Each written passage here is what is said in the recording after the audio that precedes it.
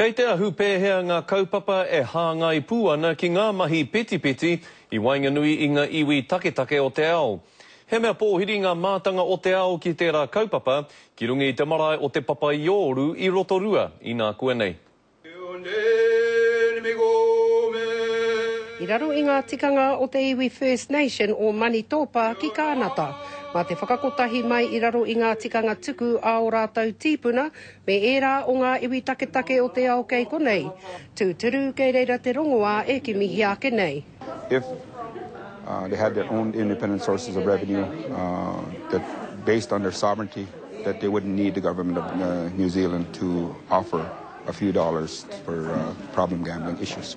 Ko te kāwana te kai whakahaere o te pūtia, nā rātou anō te ki me pehe te toha haere te pūtia.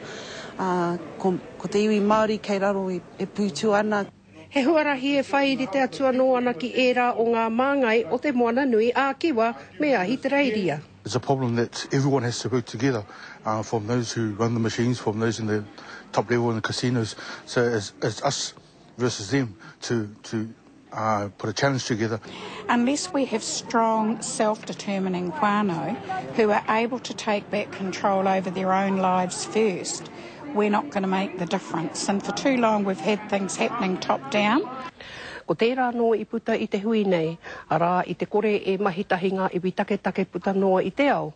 E kore e taia te kitea I te huarahi whakamua, te patua noa I hoki I tēnei ngārara kaikino, arā te mate peti.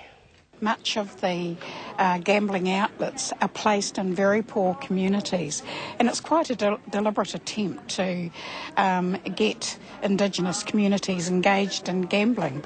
E rua atua no ngā rā e wānanga hiana tēnei kaupapa, me te tūmanako I konei, rā kia whai hua. Ko Hinerangi Goodman, mō te karere.